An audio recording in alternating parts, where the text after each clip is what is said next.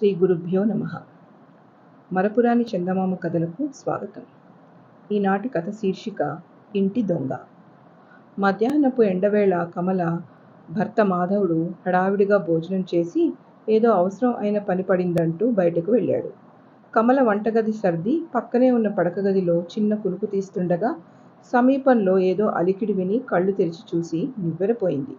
మంచానికి కుడివైపు వారగా ఉన్న బల్ల దగ్గర కమల ఆడపడుచు భర్త విశ్వం నిలబడి బల్లమీది ఆమె పెట్టెను నిశ్శబ్దంగా తెరుస్తున్నాడు. కమల నోట మాట రాక అరమూత కళ్ళతో గమనిస్తూనే ఉండగా విశ్వం పెట్టె మూత శాంతం తెరిచి పట్టుచీరల కింద భద్రపరిచిన ఆమె 10 తులాల బంగారు హారాన్ని తీసి జేబులో వేసుకుని పెట్టె మూసేసి నెమ్మదిగా బయటికి వెళ్ళిపోయాడు. జరిగిన సంఘటనకు దిగ్భ్రాంతి చెందిన విమల కొంతసేపటి దాకా కదలక మెదలక ఆలోచిస్తూ ఉండిపోయింది. కమల భర్త మాధవుడికి లక్ష్మి అనే అక్క తప్ప ఇంకెవరూ తోబుట్టువులు లేరు. లక్ష్మి భర్త విశ్వం కచేరీలో చిన్న ఉద్యోగి. స్వతహాగా మంచివాడు నెమ్మదస్తుడు అయిన విశ్వానికి సహనం కూడా ఎక్కువే. విశ్వాన్ని గురించి దీర్ఘంగా ఆలోచిస్తున్న కమల, విశ్వం అన్నయ్య మంచివాడే, అతడిలో ఎలాంటి దుర్బుద్ధి లేసు మాత్రం కూడా కనిపించదు. అటువంటి వాడు ఇంతటి దైన్యానికి ఒడిగట్టాడంటే ఇది తప్పనిసరిగా పట్టించుకోవాల్సిన విషయమే అనుకున్నది. సాయంత్రం దాకా గుట్టుగా కాలక్షేపం చేసిన కమల సాయంత్రం భర్త ఇల్లు చేరిన కాసేపటికి ఏదో నెపం మీద పెట్టె తెరిచి హారం లేని సంగతి అప్పుడే గ్రహించినదనిలా గాబరాగా కేకలు పెట్టింది. కమల కేకలు విని ఇంటిల్లిపాది అక్కడ చేరి కంగారుగా తలా ఒక చోట వెతకడం ప్రారంభించారు. కమల కూడా కంగారు నటిస్తూ కాసేపు వెతుకులాట సాగించింది. చివరకు, ఇలా దిక్కుతోచని సమస్య ఏది వచ్చినా దేవుడి మీద పూర్తి భారం వేయడం నాకు మొదటి నుంచి అలవాటు అంటూ దేవుడి మందిరం దగ్గరకు వెళ్ళి కళ్ళు మూసుకుని చేతులు జోడించి ఏదో ప్రార్థించింది. ఇది జరిగిన మరునాడు ఉదయాన్నే ఎవరో ఇంటి తలుపు తట్టారు. తలుపు తీసిన కమల భర్త మాధవుడికి గుమ్మంలో ఒక వృద్ధ సాధువు కనిపించి, నన్ను లోపలికి రానిస్తారా, లేక చెప్పదలుచుకున్నదేదో ఇక్కడి నుంచే చెప్పేసి పొమ్మంటారా, ఏం మాధవా అంటూ ప్రశ్నించాడు. సాధువుకు ఏం జవాబు ఇవ్వడమా అని ఆలోచిస్తున్నంతలో అక్కడే ఉన్న విశ్వం చప్పున ముందుకు వచ్చి సాధువుకు నమస్కరిస్తూ లోపలికి ఆహ్వానించాడు. సాధువు విశ్వాన్ని ఒక్క క్షణం తీక్షణంగా తేరిపార చూసి లోపలికి వచ్చి ఆసరికి అక్కడికి వచ్చిన కమలను చిరునవ్వుతో పలకరిస్తూ ఆశీర్వదించి, అమ్మా కమల, భగవత్ప్రేరణ నన్ని రోజున నీ వాకిటికి లాక్కొచ్చింది.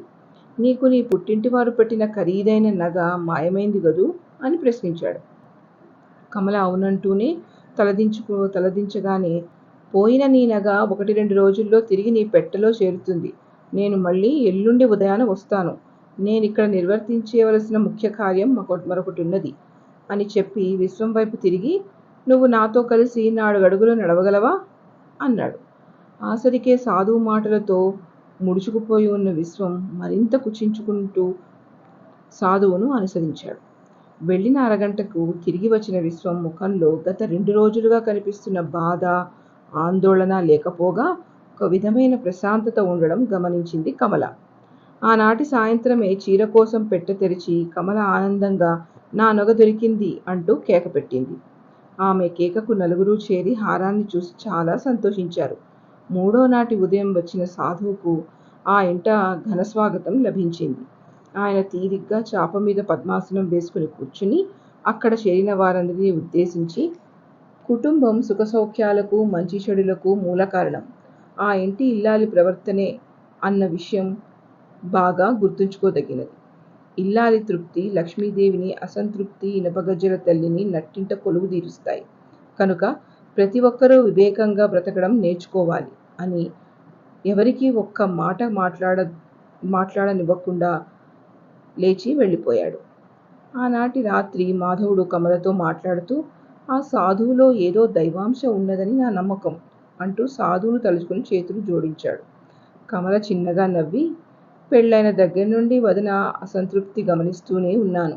ఆ అసంతృప్తే విశ్వమన్నయ్య మంచితనాన్ని మాయం చేసి అతడి చేత దొంగతనం చేయించే హీన స్థితికి దిగజార్చింది. ఆ సాధువు మరెవరో కాదు, మా మేనమామ కాశీ విశ్వనాథం. ఆయన సహాయంతో ఈ పథకం వేశాను అంటూ ఇంకా చెప్పబోతుండగా మాధవుడు ఆశ్చర్యంగా. అవురా, మీ మేనమామను వాళ్ళ గ్రామం వెళ్ళినప్పుడు ఎన్నోసార్లు చూశాను. అయినా మారువేషంలో ఏమాత్రం పసిగట్టలేకపోయాను అన్నాడు. ఆయన పురాణ నాటకాల్లో ఈ వయసులోనూ ఏదో ఒక వేషం వేస్తూనే ఉంటాడు. సరే, మావయ్య విశ్వమన్నయ్యను బయటికి తీసుకుపోయి ఏం చేశాడో తెలుసా? నువ్వే దొంగవని నాకు తెలుసు నాయనా. ఇటువంటి అమర్యాదకరమైన పని ఎందుకు చేశావు అని అడిగాడు. దానికి విశ్వమన్నయ్య ఏడ్చినంత పనిచేసి వదిన వేధింపులు భరించలేక ఆమె ప్రోత్సాహంతో ఈ దొంగతనం చేశానని చెప్పి ఇక నుంచి ఆమెను తగిన కట్టడిలో ఉంచుతానని ఒట్టు పెట్టుకున్నాడంట. ఆ తర్వాత అన్నయ్య ద్వారా హారం తిరిగి నా పెట్టెలోకి చేరింది అని చెప్పింది. అంతా విన్న మాధవుడు 10 మందిలో బావకు దొంగ అన్న అపవాదు పడకుండా ఇంటి దొంగను పట్టి పోయిన హారాన్ని తిరిగి సంపాదించేందుకు చాలా తెలివైన పథకం వేశాడు. మెట్టినింటి పరువు మర్యాదలకు అత్యంత విలువనిచ్చే ఇల్లాలే నిజమైన బంగారు హారమని ఆ సాధుపుంగవుడు ఖచ్చితంగా చెప్తాడు అన్నాడు నవ్వుతూ. ఇంతటితో కథ కంచికి, మనం ఇంటికి.